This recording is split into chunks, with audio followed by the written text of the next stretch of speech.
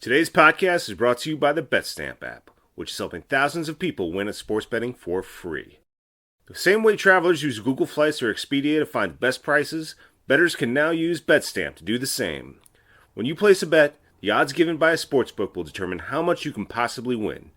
Even when betting on the same outcome, different sportsbooks will offer varying payouts, and these differences can be huge. Thankfully, BetStamp allows you to easily line shop the most profitable odds across all sportsbooks. You can click on any matchup and instantly see all the different odds for game lines, player props, and even futures bets. Line shopping is the simplest way to find an edge in sports betting and maximize your chances of winning long term. On average, BetStamp users win an extra $1,000 plus yearly just by line shopping. You can find the BetStamp app on the Apple iOS Store, Google Play Store, or through your browser at www.betstamp.app. To access all these benefits, sign up using promo code RBRANT, all one word, and start your journey to successful sports betting today. If you forget to use the code upon sign up, you can always enter our code in your BetStamp account settings afterwards. Check it out today. This episode of the Red Bull Rant is brought to you by the fine people that support us through patreon.com/Red Bull Rant. Head on over there to support us and get exclusive content when we fucking feel like it. We want to send a special thanks to Chris Adamick, the Maeve Dartinez, Pierre, Eddie Delecto, and Jeremiah Dempster. As always, thanks, guys. This is the Red Bull Rant podcast. If you aren't expecting adult language, why even bother listening?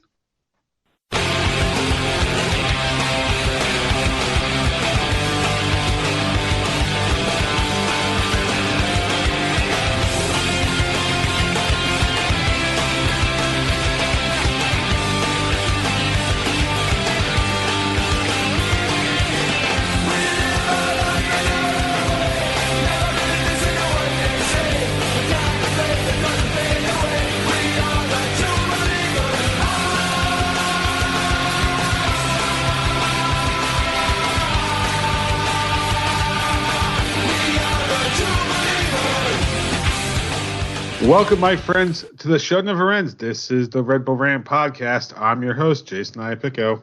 I'm Truman, and this is episode 437, and I'm calling this one As Predicted. You chose that after I mentioned that you got 6 points, didn't you? Yes, I did.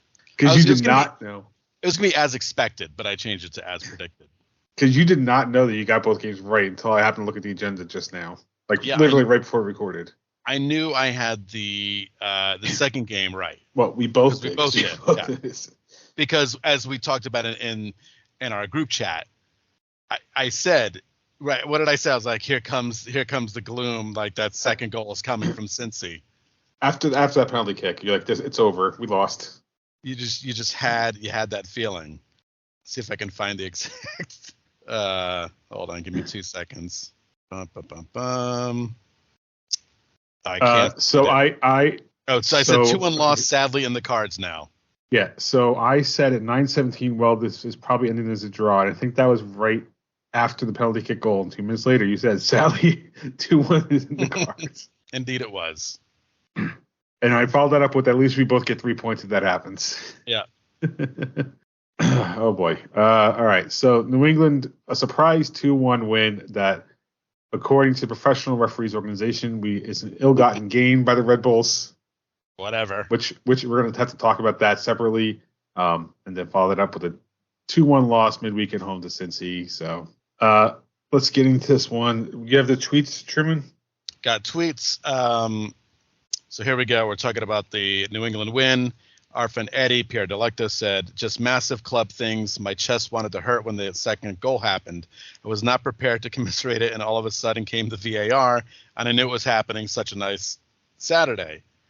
Major dislike, I'm putting whoever was kicking field goals to try and make a goal like a good 3-4 times in the first half into I don't even know where I think he was so drunk. Into the combined, because this was just abysmal desperation ball whenever we were playing in their half. In the first half of the game. Second half was better. More talking about attempting field goals later on in the show. At NYC_Ty said, Kyle Duncan was really great last night. Best I've seen him play in a long time. We'll get to that later on in the show. Tonino M said they never make it easy. They never make this shit easy for us. And then our friend Steven Santos, I swear this club is a heart attack away from playoff spot or disaster season with many losses. No one knows at this point. Yes. Now, on to Cincy. Tonino M. Cincy first in the East, did you expect anything else? I mean, kind of, sort of. Especially being up a goal in the 70th minute. Yes. At NYC_tie. Can someone explain to Luquinhas that we don't get any points for dribbling through the box without taking a shot? So frustrating. What's the effing point? I want to step in. Where are the fucking forwards that we're in the past to? Right. I mean, we could talk about it 1,000 times. I think I even tweeted about that during the game. That again, we can get to that later. Steven Santos said this game sucked, and so did the Red Bulls. And then our friend Ruchesco said, did Vancier have flubber on his boots? One less field goal, and we're dancing. I don't even know where to start with this. Tons. There's tons to start with. Tons. No, fuck it. Let's usually do like this, like, fuck it. Let's just talk, because I feel like that's better for this. The New England game, we got really fucking lucky. I'm just going to say it that way. Yes. So I don't know. I don't know the complete rule about deflections and offside. I always thought it had to be an intentional play that stopped an offside from occurring. According to Pro, a deflection does the job. And honestly, I don't even know if Cornell was really blocked by the offside player, because he was relatively far away. Right. But either way, we finally get a call that goes our way. I mean, at least there's that. Right. We've talked about it. We've said how many times did this team get the bad breaks, and it's over and over again. Penalties that are obvious that don't get called. We see it 1,000 times. Then you get back into the next game, which was pure chaos with calls. But in this one, the Wiki Carmona goal was so nice, so smooth. It like almost defied gravity. He got a really lucky deflection, honestly, but still. But, you take it. It was great. You're winning against New England. And then you thought they tore the hearts out right there. If it ended in a draw, it's still positive results at home against New England, because that's what they do. I mean, that was the only reason I predicted it, right? It had nothing to do with record. It's just the way they play this team at home. Just as poor as we play up there. Getting a win, making everyone feel good for a few days, and then having one of the fucking worst second halves you could possibly have. When you had the team in first place, not on the ropes, but I mean, you had a goal lead, but you were asking for trouble. Then an entire second half against Cincinnati, they looked tired. I mean, that was a big thing. They really looked tired. That honestly, if it wasn't for that penalty kick in the second half, I honestly think we get out of there with a 1-0 win. Yeah. And now we'll talk about Kyle Duncan, because he played a great game against New England, and I was talking about him man in the match against Cincinnati until that moment. And it was a stupid decision. It was really stupid, and it's just you can't even take a chance like that. He played great leading up to it. He really was. But I mean, how many times were the Red Bulls going to kick the ball into the seats in that game? Cincinnati did it too. I don't know if there was magnets out on the upper deck, but they were just taking these poor chance shots when they could have controlled the ball a little bit more for half a second. Maybe not Van Zier's that attempted like scissor kick. That's probably the only opportunity he's going to get on the ball. But a lot of the other chances, they just were just like skying the ball over and over and over again. That was really frustrating. Yeah. I don't know that I forget who the Red Bulls radio color guy is. I think it's Steve Jolly, because mm-hmm. I listened to the Red Bulls feed. I had to listen to the main broadcasters during halftime, and I'm so fucking glad I did not listen to him, because whoever that British guy is overly obnoxious. It's like he's playing up the British broadcaster stereotype so much. But he continues to in the second half. This game is for the taking. Get a goal. Do not let them back in. If you get this goal, you're going to demoralize them at the point they're just going to give up, because they already look like they have. And sure enough, the one moment is all they needed. And even after that goal, they didn't look particularly threatening. Most of that last like 15 minutes or so. Yeah. Like we could have easily walked out at least with a point, but we didn't. And we get that weird fucking pinball goal at the end that Cornell should have saved. I mean, he absolutely should have. That sucked. come on, you have to do better on that when the game's on the line. You have to be focused. And it was like, I don't know if it was just a lack of focus, but that you can't give up that goal right at the end of the game. No. And you know what's weird? I saw people calling for Ryan Merritt to take over, almost like Cornell's been the problem. Like, what the fuck are people watching? I mean, I understand we're a reactionary fan base because we've only won 3 Shields in the almost 30 years the team's been around, but it's pretty clear Cornell is like the first or second most important player on this team at this point. Yeah, he is not the problem. No, he's clearly, but again, he's nowhere close. It becomes glaringly obvious in a 1-1 game where you had a lead for a big chunk of the game and you cannot get a second goal. I know Cincinnati's top of the league, but they wrote out some of their best players. Right. You know, at home, no Matt Miazga. Right. Exactly. One of their top defenders. And when you can't score a second goal at home, it's going to cost you points every time. Yeah. I wanted to point out, too, I mentioned this on Twitter, that after the Red Bulls were awarded the penalty, color analyst Kalen Carr kept saying that it was the first time they were awarded a penalty this year. He mentioned it like 3 times. Where are the people in the booth to correct these guys when the Red Bulls had one 2 games before that? Apparently MLS can't splurge for the stat guys. So. My God, someone's got to get in these guys' ears and go, by the way, 2 games ago the Red Bulls had one that they didn't score on, but they still had a penalty attempt. So he wasn't saying first penalty goal. He said literally the first penalty kick. And he said it like 3 times. Jesus. Yep, because my friend Eric said that too, and he goes, I think he means, scored. I said, no. He said first penalty kick. And I'm assuming he said it 3 times before the actual kick was taken? Afterwards, too. I think once afterwards. Twice afterwards, maybe. It wasn't. See, if all 3 times were after, I could argue that he was mistaken in the word and just didn't realize it until afterwards. But just get in the guy's ear and say, hey, by the way, it's their second. And they go, oh, my bad, second one. Like, how, actually, just in terms of, like, you know how everybody always has notes. How is that not, like, one of the notes in general? It's just penalty kick record for the year. Right. Attempts, scored on, whatever, percentage, whatever you want. Yeah. I don't know. I'm really glad I listened to the Red Bulls broadcast. It's going to make me sad that I can't listen to them this weekend. Yeah. We'll see. So let's get back to the referee call in the New England game. Apparently nobody knows how passive offside works with deflections. That's just what I'm taking out of this situation. So clearly during the play, they didn't think it was a passive, or at least enough of an infraction, which I can get that during the run play, I could see it. Having the guy go to the VAR, having him bring him to the TV, perfectly valid in my opinion, right? Big moment of the match. You have a goal that could determine a winner versus draw. Any kind of question, you want to at least take a look at it. Yep. Yes. So far so good. When I personally saw the replay and I saw the deflection, I was like, well, fuck, that can't be good for us. It's got to be a goal, right? And they came back and said it's a goal. I'm thinking, oh, okay, well, maybe because it's not a deliberate back pass or something like that, maybe we're good. Then the professional referees organization comes out and throws the refs under the bus and say, no, this is not the rule. That it should have been given as a goal, right? But then to make it weirder, the referees union comes out and says, we're applying the rules as you prescribed. So tell us how to do it and we'll follow it.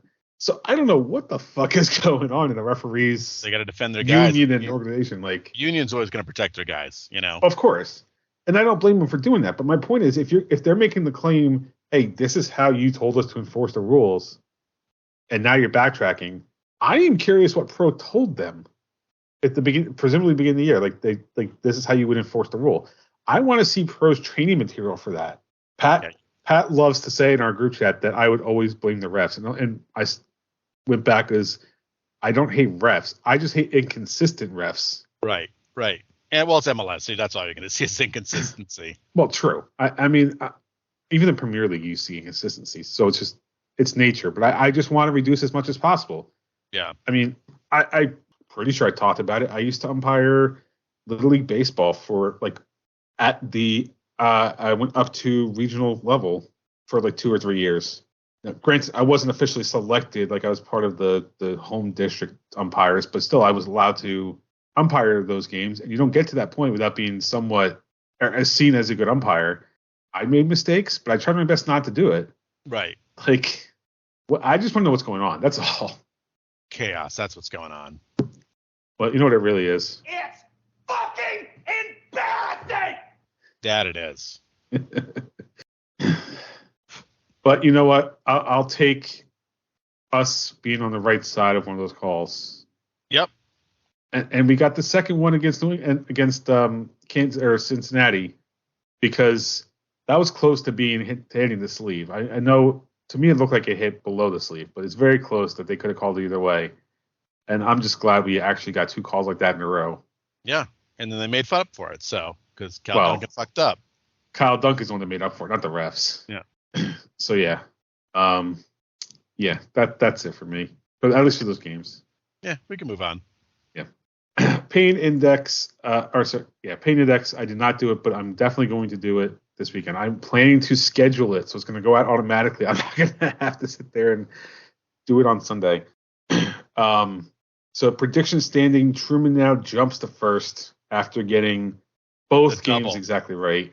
So he jumps from 11 points to 17, and I get, because the second game gained 3, so I'm at 14 points. I'm 3 points behind. How many games do we have left? I honestly don't remember. 22. So we got 12 games left. We'll see if one of us can actually break 20. I feel good. I feel good about it. All right. Well, we'll each have a chance this weekend to get 3 more points. The Red Bulls travel to take on Real Salt Lake on Saturday, July 15th at 9:30 p.m. Eastern Time. Salt Lake comes into this game with a 9-7-7 record, a -1 goal difference, 34 points, which is good for 4th in the Western Conference, which is a really tight race. Real quick, because I'm looking at the actual standings, do you want to tell me how many teams in the Western Conference have a positive goal difference? I'm going to say 3. Yes, it's 3. St. Louis, LAFC, and Seattle. Wow. On the Eastern Conference side, do you want to take a guess? 6. 8. 8? Yes. Close. Let's see. So I'm counting 1, 2, 3, 4, 5 Eastern Conference teams with a double-digit goal difference versus 1 in the West. You said playoff teams, right? Because there's 4 teams in the West that have a positive goal differential.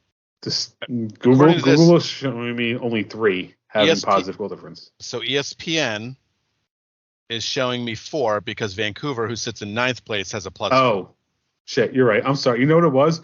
I just saw a lot of negatives. I just assumed Vancouver had a negative. Yeah. Hey, who wouldn't? When the team in 4th place has a -1.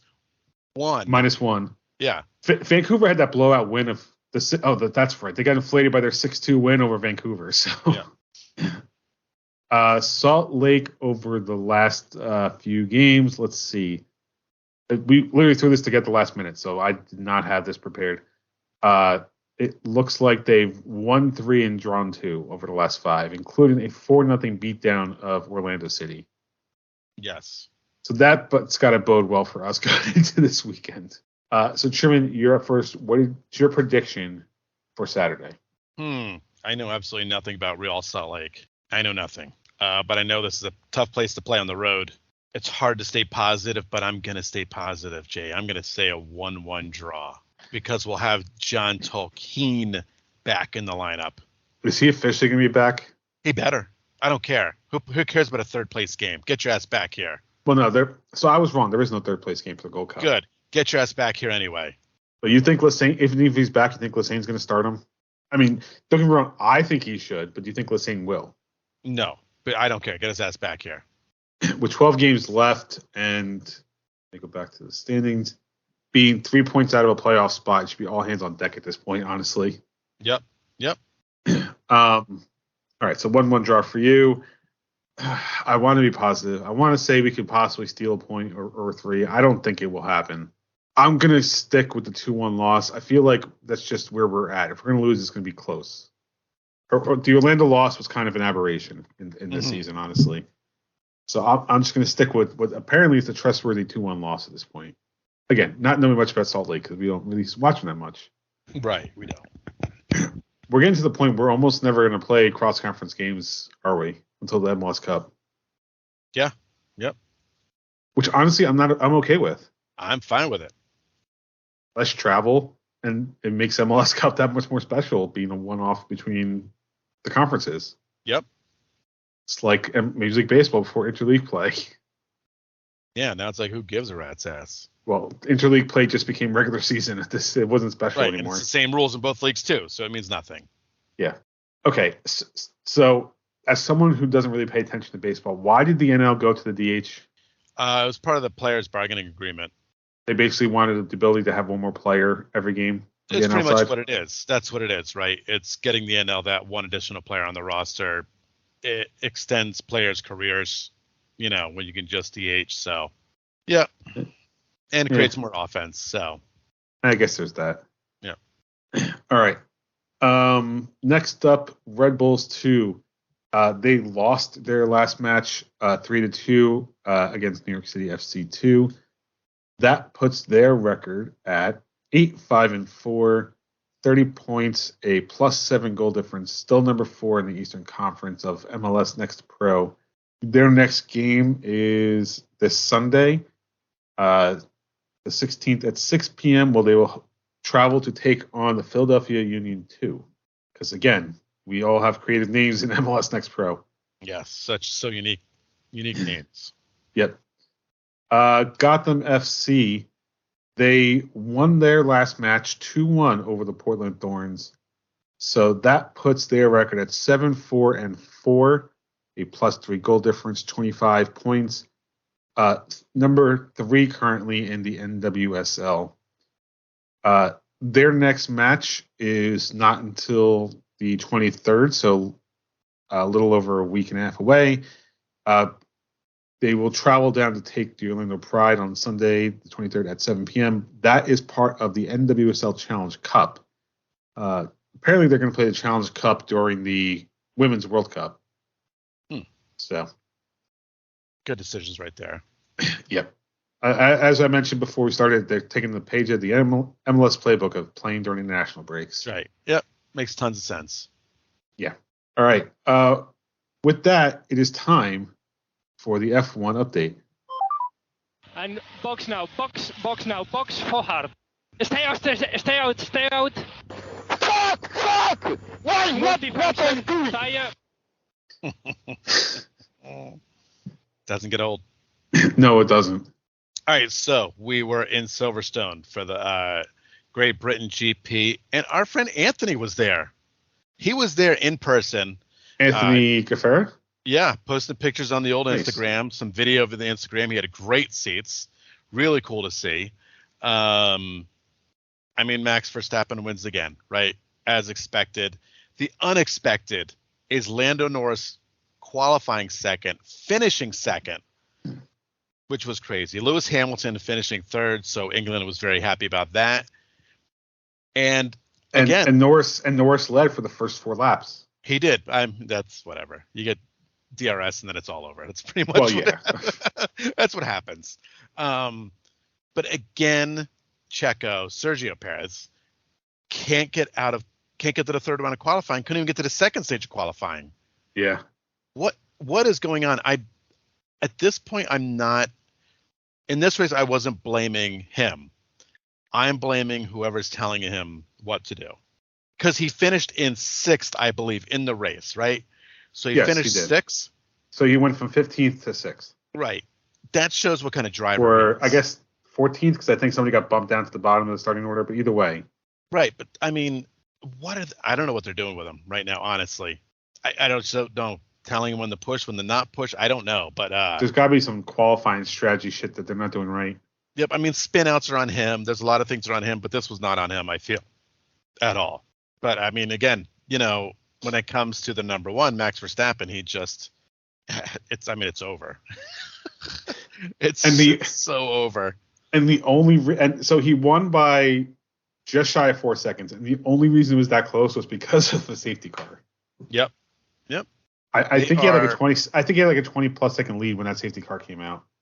So Max has a 99-point lead in the drivers, and constructors, it is 208-point lead to Mercedes. That's fucking bonkers. So Just so people understand how crazy this is, Max can take off literally 4 races in a row, and assuming Sergio Perez, who's right now in second, wins every single race, he'd only be 1 point ahead. It's unreal. I mean, the dude has won 8 times out of 10, and the other 2 has been on the podium. So, yep. I mean, it's just pure domination. Yeah. But we're off. We're off this weekend. They got a weekend off. They return on the 21st to the 23rd in Hungary. Yep. That'll be interesting to see. Yeah. Especially because Red Bull reserve driver Daniel Ricciardo is now going to be officially driving for AlphaTauri, which is Red Bull's secondary team. Nick DeVries shit-canned halfway through the season, which you don't really see too often. That was a little bit of a shock. Yeah. But it sucks for him, but you love seeing Daniel Ricciardo behind the wheel. And it's going to make a great Drive to Survive episode. Of course. Boy. Oh, man. Of course it will. Pardon the pun, but buckle up. That's going to be a great episode. Especially if he manages a podium. Yeah. That'll be tough. That'll be a little hard, but. Oh, I know. It's going to be tough. But if he manages a podium at any point, they're definitely going to put that front and center. Oh, yeah. All right. Anything else for the F1 update? No, that's it. Okay. Next, it's time for the big round. I'm the trash man. All right. You want to talk about this one? Because this is your note that's in the agenda right now. Oh, the loss. We lost. That's what happened. We lost. Gold so Cup we had, Gold Cup. We lost. We got a disappointing loss against Cincinnati, and then you got to flip over to that game and watch another one. But here's my question. All right. It's the Gold Cup. Take it for what you want. I know a lot of people are invested. It's CONCACAF tournament. If it means that much, why aren't we playing the A guys? What else are they doing? They're not. The guys are not in Europe, right? There's no European season going on. Yep. What else are we? Why are we playing like second, third string guys in a semifinal game of our major tournament, the region's major tournament? I don't understand that. The only thing I can think of is that they're auditioning for depth for next year when we host Copa America. Cool. Don't do it in this tournament. Schedule a bunch of friendlies. Well, how about that? In fairness, the next set of friendlies they're going to have are stupid opponents. Who cares? That's what friendlies are if you want to take the Gold Cup serious, play your best guys. That's all I'm going to say. I think it's telling when I type into Google USMNT schedule and it gives me the women's schedule. They know what we want. Winners. You get Uzbekistan and Oman in September. Oh yeah. That's what those third string teams are for. At least we somehow managed to schedule Germany and Ghana. So at least there's an uptick in competition after that. Yeah. Yeah, we really granted, again, it's B/C squad, but we really limped after the or in tournament in general. We only got 1-1 draw against Jamaica. We got 2 6-0 blowouts, but that was against St. Kitts and Nevis, a team who was literally in the Gold Cup for the first time. And Trinidad and Tobago, a really small country that if they make it out of the group stages, it's an achievement for them. Mm-mm. Yep. We barely got past the Canada side that was also stepped down from Nations League. Yep. And lost to a Panama team that I'm pretty sure didn't qualify for the last World Cup. Weren't they like one of the worst performers in the qualifiers? Right, and you scored a first half of extra time goal off of a shin. Right, it wasn't even the intended shot. It was a great goal though. It was great. It was. But right, that's the goal you scored, and that was it. And then you missed your penalty kicks. Yep.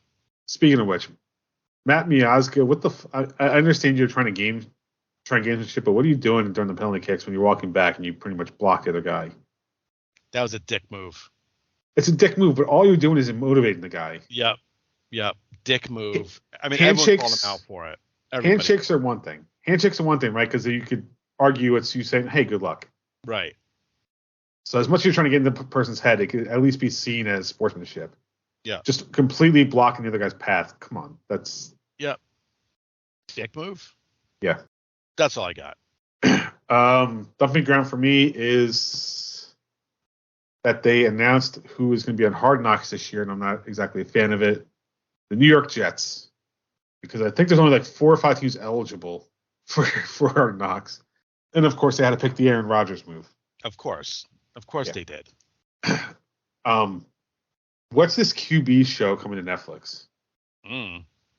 I just heard it all of a sudden, and so people are saying, "Oh, because of Aaron Rodgers, that's why Hard Knocks is doing this." Don't know. We'll save that for the Giants Jets rant. With Daniel Forrestein. That's right.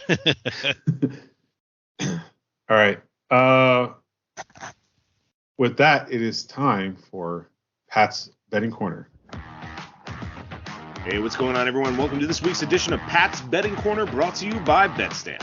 All right, here's some of the action I'm looking at. This week, I have a parlay for you that I really like. New England, Philly, and St. Louis. All 3 teams are home and playing uninspiring competition in DC, NYC, and Miami, respectively. Looking at the BetStamp app, the best odds for Philly and St. Louis are neg 110 and neg 175 over at Bet365. For New England, it's plus 110 over at BetRivers. Don't take my word for it. Download the BetStamp app today and enter promo code RBRANT and start getting the best odds against the sportsbooks today. Still killer music. Bet with your head, don't bet over it. All right. That brings us to the last segment of the show, Truman's Terrible Team of the Week. That's terrible.